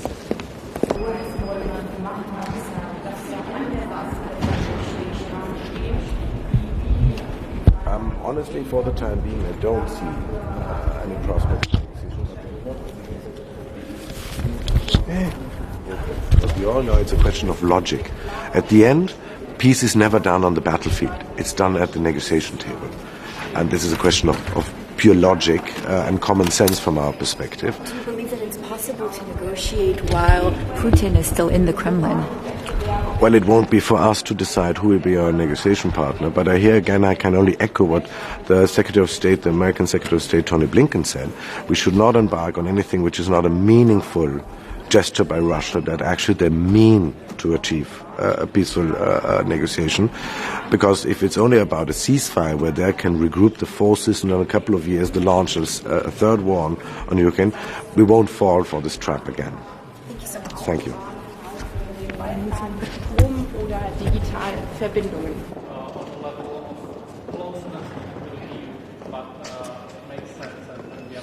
Good morning. I'm really looking forward to today's council meeting where we're going to discuss Iran. And I think that it is important to stress that the fact that Iran is on the agenda is because Sweden have wanted it.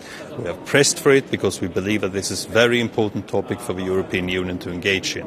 We are going to discuss sanctions towards those people who are responsible for the brutal treatment of demonstrating people who are demonstrating for their freedoms in Iran. And those sanctions will be directed against those commanders within the Revolutionary Guard who have been responsible for this, and also those who have been responsible for providing drones to Russia in order to facilitate the aggression and the war towards Ukraine. We're also going to talk about Russia's aggression on Ukraine. This is going to be a top priority for the Swedish presidency.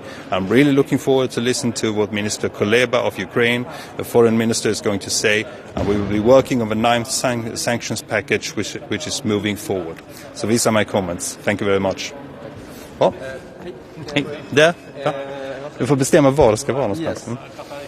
Om vi börjar med Iran som du nämnde här, om vi tar det upp på svenska, vad förväntar du kommer i Iran-frågan och varför är det viktigt? Det är otroligt viktigt från EU:s sida att vi reagerar mot den brutala och hänsynslösa behandlingen av människor som demonstrerar för sina fri- och rättigheter, inte minst kvinnor och flickor i Iran.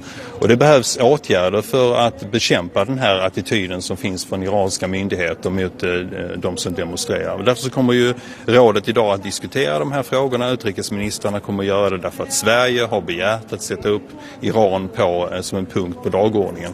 Och det vi kommer att göra, det är flera olika saker. Vi kommer bland annat då att anta sanktioner riktade mot de befälhavare inom revolutionsgardet som är ansvariga för det här våldet. Och det kommer vi att göra i bred enhet. Dessutom så kommer vi också att rikta dem mot människor som har varit ansvariga för att då tillhandahålla drönare som har använts i Rysslands krig mot Ukraina. Och jag förväntar mig en bra diskussion inne på rådet och jag förväntar mig också att vi är framåtblickande och framåtlutande när det gäller Iran ifrån EUs sida, för det kommer att behövas framöver. Du nämnde här det 9:e sanktionspaketet. Nu är det ganska många saker förvisso som inte är på det här mötet aktuella, men där Ungern står i vägen. Alltså det är 9:e sanktionspaketet, det är EDF:en med vapenpengarna, det är det här stora stödpaketet 18 miljarder euro till Ukraina, det är dessutom den svenska NATO-ansökan. Hur besvärligt är det att Ungern blockerar så här? Först och främst så vill jag gärna säga att det 9:e sanktionspaketet när det väl kommer på plats kommer att vara väldigt viktigt. Men det är inte det enda. Vi måste fortsätta med ytterligare sanktionspaket riktade mot personer i Ryssland som är ansvariga för kriget i Ukraina. Och i det här fallet, vilket ju då också finns i det 9:e sanktionspaketet, de personer som är ansvariga för att ukrainska barn har blivit bortförda in i Ryssland. Ett allvarligt, grundläggande brott mot mänskliga rättigheter att man skiljer barn från sina föräldrar för att sedan då uppfostra dem till ryska ideal inne i Ryssland. Någonting som vi trodde tillhörde en helt annan tidsålder. Så jag vill verkligen tala om att när det 9:e sanktionspaketet kommer på plats så kommer det vara en viktig åtgärd. Det kommer inte vara den enda, men det är ett tydligt tecken på hur allvarligt frågorna är. Som du sedan är inne på så fortgående förhandlingarna kring de här frågorna och jag har goda förhoppningar om att de kommer kunna slutföra detta. Det finns ett antal frågor som är utstående där ett antal olika medlemsstater har synpunkter. Så är det ju i EU-sammanhang och jag tror att vi kommer kunna lösa detta. Ja. För att knyta an till den frågan, vad kommer du säga till din ungerska kollega? För det är ju trots allt Ungern som blockerar på en lång rad olika områden. Just när det gäller de här frågorna så vill jag peka på att en del av den här materien hör ju också hemma i ett annat ministerråd, det vill säga ECOFIN, det vill säga hos finansministrarna. Så just här inne kommer kanske diskussionen inte att vara så påtaglig därför att den finns i ett annat ministerråd också. Men sanktioner till exempel ligger på ert bord? Så är det, men sanktionerna, där finns det en tydlig uppfattning från Sveriges sida att sanktionerna är viktiga och vi kommer naturligtvis att ha en bra och positiv diskussion här inne, det är jag övertygad om. Men saker och ting hänger ihop i det här sammanhanget och därför kommer inte allting att hanteras på just ministerrådet här idag. Men min uppfattning är att alla bör sluta upp. Det är uppenbart att Rysslands aggression mot Ukraina är viktigaste punkten inför det kommande svenska ordförandeskapet som påbörjas efter årsskiftet och vi kommer att se till att den frågan kommer att ligga högt på dagordningen under de månader som vi har ordförandeskapet. Den kommer inte att försvinna. Det finns ingen annan utrikespolitisk fråga just nu i EUs kontext som är viktigare än Rysslands aggression mot Ukraina. När det gäller fredsfaciliteten, räknar du med att ni kommer fatta beslut om mer pengar idag på mötet och hur mycket mer ska Sverige betala i så fall? Först och främst har jag goda förhoppningar om att vi kommer att kunna komma till ett avslut, men det är just det jag är på väg in på rådsmötet för att diskutera. Men att fylla på den europeiska fredsfaciliteten som ju i praktiken innebär att vi ger möjlighet till Ukraina att skaffa mer militärt stöd helt enkelt genom att då fylla på den här med pengar ur EUs budget, så är det en viktig fråga och Sverige kommer att bidra till denna, men jag vill inte uttala mig här och nu om summorna innan vi har varit inne på rådsmötet och faktiskt fattat beslutet om. Om finansieringen där, är det just brist på pengar som är det stora problemet eller är det kanske snarare att det är svårt att få tag på nya vapen i brist på marknaden? De här två sakerna hänger definitivt ihop och det är klart att vi bör naturligtvis ta i beaktande att alla stater som har möjlighet att avstå olika typer av vapen som kan vara Ukraina till gang bör naturligtvis ha en möjlighet att göra detta om det finns. Men samtidigt ska man komma ihåg att de ukrainska önskelistorna ser olika ut. För vissa av öststaterna i Europa som fortfarande då har militärmateriel kvar från Sovjetunionens dagar så har det varit lite lättare. Medan mer avancerad material västerifrån har haft lite andra utmaningar. Men ja, naturligtvis så hänger de här sakerna ihop. Men utan pengar så blir det inga vapen överhuvudtaget. Därför är den frågan väldigt viktig. Vad ska ni göra med östliga partnerskapet? Det östliga partnerskapet som jag precis är på väg för att ha en diskussion med ministrarna från den här gruppen av länder är ju ett väldigt framgångsrikt projekt. Det har ju inneburit att en stor grupp av länder som är i EUs närhet österut har kunnat få en närmare relation, och de bästa exemplen är ju naturligtvis Ukraina, Moldavien och Georgien som alla har kunnat närma sig EU tack vare det östliga partnerskapet som skapades av Sverige och Polen gemensamt under vårt ordförandeskap i EU 2009. Förutsättningarna för det här har naturligtvis ändrats genom åren, och Rysslands aggression mot Ukraina har definitivt ändrat förutsättningarna. Men vår förhoppning är att det östliga partnerskapet ska ligga kvar på agendan och vara ett verksamt verktyg för att vi ska kunna knyta fler länder närmare den Europeiska unionen. Det här projektet har bara sett sin början. Det är definitivt inte på väg mot något avslut, och de diskussioner som vi kommer ha med ministrarna som då ingår både från EUs och från östliga partnerskapets sida kommer att bekräfta detta. Finns det läge att utöka det ännu mer österut? Men nu spetar det ju som sagt Ukraina, Moldavien, Georgien är kanske redan på väg in i EU. Å andra sidan så har du länder som Turkmenistan, Uzbekistan, Kazakstan. Borde de kanske beredas en plats i det här sammanhanget? Projektet har definitivt olika faser, och att utöka och samarbetet österut till att inkludera en del av de övriga projekten som EU också har, till exempel som du är inne på Svarta havssamarbetet, är definitivt någonting som vi bör överväga.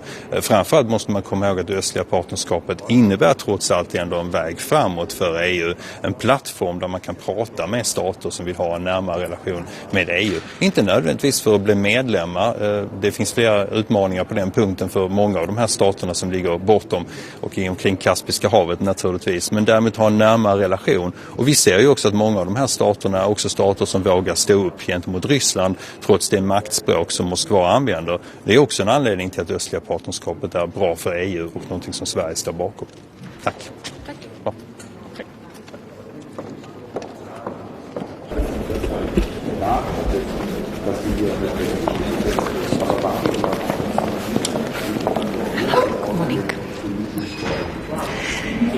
Evo, kao i svake godine u ovo isto vrijeme vijeće započinje sa uredbom o ribolovnim mogućnostima za 2023. godinu. Vjerujem da će rasprava rezultirati zadovoljavajućim dogovorom, a za Hrvatsku je posebno važan dio koji se odnosi na Sredozemno more. Zatim se vijeće nastavlja sa razmjenom mišljenja o stanju na tržištima. Mi ćemo još jednom ukazati na visoki utjecaj rasta cijena ne samo energenata nego mnogih drugih inputa, ambalaže, različitih troškova na poljoprivrednike, ukazati na neizvjesnost i rizike kojima su izloženi, te uputiti slijedom prošlogodišnjeg iskustva na potrebu ranije pravovremene reakcije i pripreme za nadolazeće razdoblje kako bismo pravovremeno i učinkovito pomogli europskim poljoprivrednicima. Također ćemo razmijeniti mišljenje o novim tek usvojenim nacionalnim strateškim planovima za razdoblje od 23. do 27. godine. Svi ćemo nastojati istaknuti posebne izazove koji proizlaze iz primjene novih nacionalnih strateških planova od kojih mnogo očekujemo, te ćemo ukazati na potrebu bržog usvajanja kompletne sekundarne i provedbene regulative te inkorporiranje u nacionalno zakonodavstvo uz dobru edukaciju poljoprivrednika. Također komisija će nam predstaviti procjenu potrebe revizije zakonodavstva u području dobrobiti životinja. Hrvatska podržava ovu raspravu, početak rada, te ukazuje također na potrebu pripreme i dodatne financijske podrške poljoprivrednicima uz reviziju zakonodavstva kako bi oni bili spremni u idućem programskom razdoblju primjenjivati eventualno unaprijeđenu regulativu u području dobrobiti životinja. Komisija će isto tako predstaviti i rad na drugim zakonodavnim aktivnostima od kojih ću posebno spomenuti uredbu o oznakama zemljopisnog podrijetla. Za nas, Hrvatsku, riječ je o vrlo važnoj uredbi. Podsjetit ću sve da mi kao mala i otvorena država, posljednja država koja je primljena u punopravno članstvo u Europskoj uniji, ulaže značajne napore u označivanje proizvoda, te se ponosimo činjenicom da već danas imamo 38 proizvoda koji su označeni oznakama zemljopisnog podrijetla i oznakama izvornosti i još 10 u pripremi. Na kraju ću isto tako čestitati češkom predsjedništvu na vrlo uspješnih 6 mjeseci rada i na svemu dobrom što su inicirali i potaknuli za usvajanje. Hvala.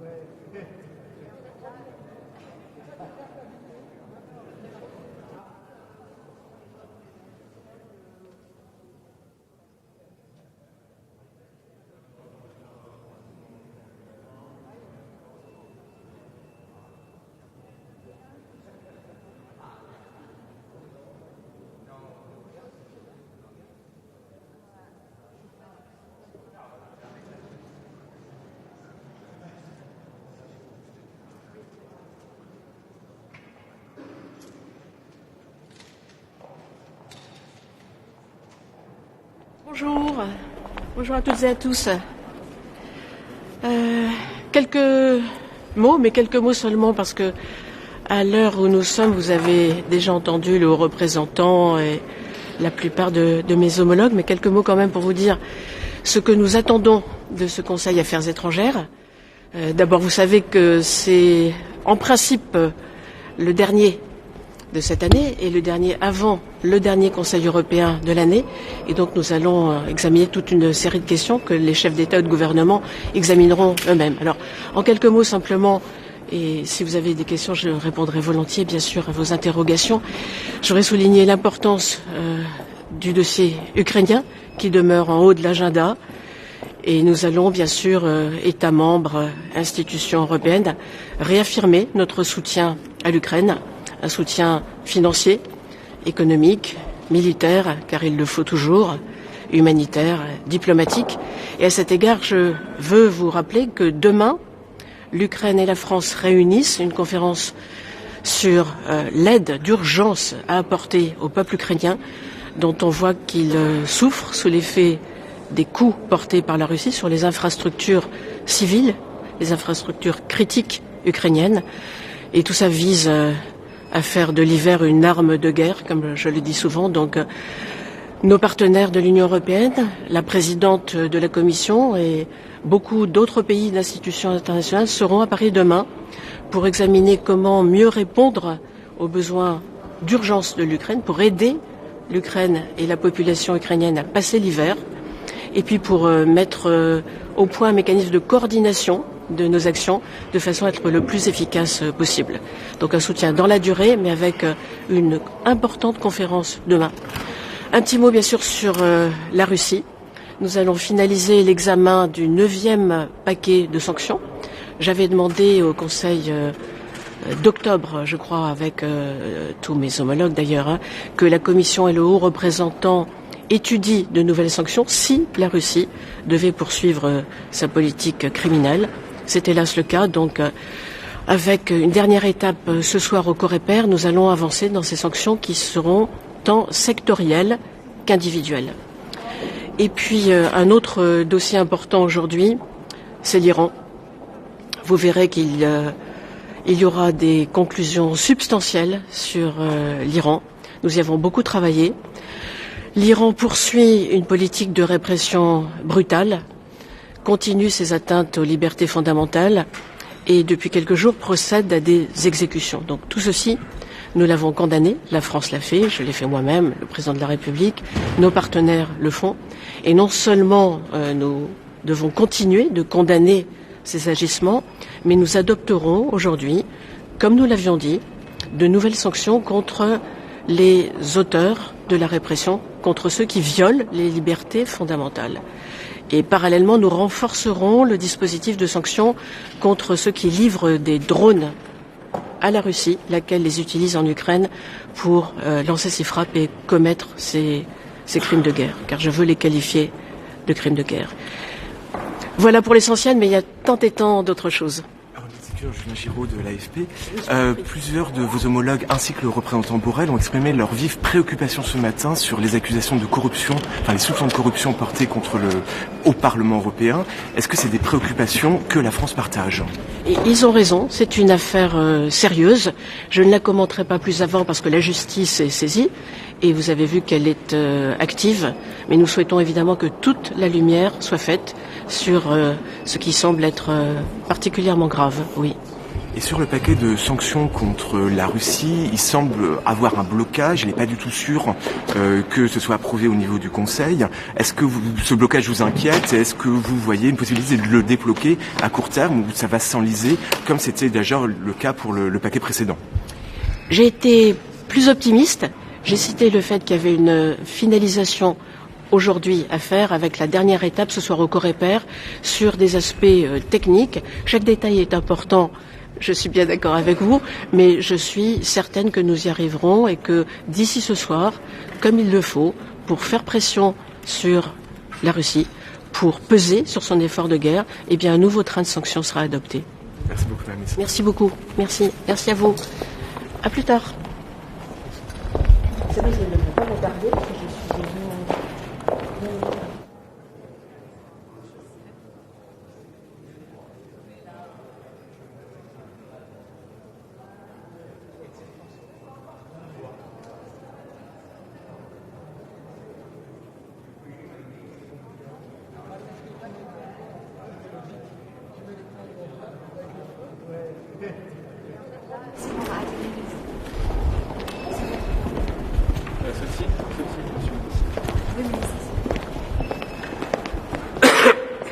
Bonjour. Très heureux d'être là ce matin pour le Conseil agriculture. On va évoquer plusieurs sujets. D'abord la question des marchés des céréales liés à la crise en Ukraine. Bon, c'est plutôt un point d'étape. À date, pas d'inquiétude sur les semis de printemps, plutôt des inquiétudes sur des tensions sur le marché des céréales sans doute à venir dans la suite de ce qu'on a connu au printemps dernier. Je suis en permanence en relation avec mon collègue aussi, ministre de l'Agriculture ukrainien, pour essayer de regarder comment on peut poursuivre les travaux. C'est ce qu'on va faire, j'imagine, ce matin, d'accompagnement à l'Ukraine et de faire en sorte que les agriculteurs ukrainiens puissent, dans les meilleures conditions ou les moins mauvaises conditions, effectuer leurs tâches agricoles d'hiver, mais surtout de printemps, pour la saison qui va s'ouvrir. Deuxième sujet, le règlement sûr, qui est un élément important. Comme vous savez, la position de la France a été continue dans le domaine. C'était à la fois le côté favorable à cette réglementation et la volonté que nous avons d'avancer dans plus d'harmonisation et un certain nombre de sujets sur lesquels il faut qu'on avance. Il y a sur la table une proposition d'études d'impact complémentaires pour regarder. Alors il nous semble qu'on peut à la fois avancer sur l'étude d'impact, mais on peut continuer d'avancer sur la réglementation sûre. Il semble que c'est l'intérêt collectif d'avancer sur ce sujet et de ne pas être bloquant, y compris, et quand bien même il y aurait une étude d'impact. C'est vrai que nous avions demandé nous-mêmes il y a très longtemps, dès le mois de juin pour ce qui me concerne à la Commission, d'avoir des éléments complémentaires d'analyse, en particulier sur le sujet des zones sensibles. C'est toujours un peu regrettable qu'on n'ait pas pu avancer parce qu'il n'y a pas eu les réponses à ces sujets-là. Puis troisième sujet, il y en aura d'autres, mais le sujet de la réglementation animale. Là aussi la position de la France est claire depuis le début, la volonté d'avancer collectivement, c'est d'abord une demande sociétale. La question, c'est de faire en sorte que ce qu'on va appliquer au niveau européen soit applicable aussi à l'extérieur de nos frontières. C'est toujours la question auquel nous sommes très attachés. Comme vous le savez, des mesures miroirs de la réciprocité dans les échanges, parce que sinon, évidemment, les agriculteurs ou les éleveurs ne comprendraient pas que nous prenions des mesures qui s'appliqueraient à eux et pas à l'extérieur de nos frontières. Donc, c'est trois sujets qui me paraissent importants. Puis le dernier qui sera évoqué sur le point sur les projets, les plans stratégiques nationaux et la PAC. Il me semble que le moment est venu de dire que d'abord je me félicitais que le PSN français ait été approuvé dès le mois d'août dans un premier lot de 5 ou 6 pays. C'est assez rare pour être souligné, ça permet de préparer les choses. Moi, mon obsession, c'est qu'on soit prêt pour le 1er janvier et qu'on puisse avoir une PAC qui se déroule dans les meilleures conditions pour les agriculteurs. Ils ont été prévenus de ce qu'étaient les attendus de la PAC au mois d'août, ça a permis de faire des assolements dans de bonnes conditions. Maintenant, il faut réussir la PAC qui s'ouvre. On parlera ensuite, sans doute, de la future PAC, mais la future PAC pour nous, c'est celle qui commence au 1er janvier. Alors peut-être, Julien Giraud pour l'AFP, deux petites questions sur sûr. Est-ce que la France est formellement associée à la demande d'États membres pour demander une étude supplémentaire d'impact à la Commission? Et deuxième petite question, beaucoup d'ONG s'inquiètent du délai que ça entraîne dans l'examen du texte. Est-ce que vous partagez cette inquiétude ou est-ce que vous pensez que la Commission peut fournir ces éléments complémentaires que vous réclamez assez rapidement pour pas entraîner un délai trop significatif dans l'examen du texte? On peut partager les inquiétudes, c'est pour ça que la volonté de la France, c'est de faire en sorte qu'on continue à avancer et que ces études d'impact, ces éléments complémentaires demandés par une majorité de pays ne viennent pas je réponds à votre question après, ne viennent pas se heurter à cette question. Alors la France n'avait pas demandé initialement, elle n'est pas venue s'opposer non plus puisqu'il y avait une majorité qui se dégageait, mais la position de la France c'était, on demandait des éléments complémentaires sur les zones sensibles. Malheureusement ça a été donné trop tardivement ou imparfaitement. Désormais qu'il y a une majorité, nous notre volonté c'est qu'on continue à avancer sur sûr. Voilà, c'est ça notre position. La question, c'est pas de demander en tant que tel. Nous avions demandé des compléments. Nous n'avions pas demandé une étude d'impact, comme vous vous souvenez, complémentaire. Nous avions demandé simplement des éléments d'appréciation, en particulier sur ce qui allait s'appliquer quand les zones sensibles, Natura 2000 et autres. Malheureusement, on n'a pas eu les réponses. Désormais, on est dans cette situation-là. Et nous, on continuera à prêcher à la fois pour une réglementation harmonisée au niveau européen, sûre, et puis deux, pour que quand même, y compris l'étude d'impact qui est demandée, ne soit pas une étude qui vienne retarder trop longtemps les délais. Voilà. Une question sur les plans stratégiques que vous avez évoqués. Dans la communication engrais, la Commission proposait de pouvoir modifier ces plans stratégiques, notamment d'agriculture de précision, pour faire face à la crise des engrais. Est-ce que c'est des choses qui sont sur la table? Ça dépend des États. Est-ce que la France va adapter son plan stratégique sur la question? Alors, comme vous le savez aussi bien que moi, on peut modifier le plan stratégique une fois par an et pas là au 1er janvier pour la saison qui va s'ouvrir. Donc s'il y a des choses à ouvrir, on va les ouvrir au printemps, mais n'allons pas faire croire aux agriculteurs des choses qui seraient inexactes dans des modifications. Comme vous savez, elles sont assez complexes et longues. C'est la règle naturelle, c'est de pouvoir modifier les PSN. on le démarre au 1er janvier. Par pitié, si on peut déjà stabiliser les choses au 1er janvier. Et puis s'il y a des choses qu'il faut faire évoluer, liées à ce que vous dites ou à d'autres, évidemment, moi je serai toujours ouvert ici pour aller plus loin, là pour tenir compte des réalités qui n'auraient pas été perçues à l'époque où le PSN a été fait. Voilà. Merci beaucoup. Bonne journée.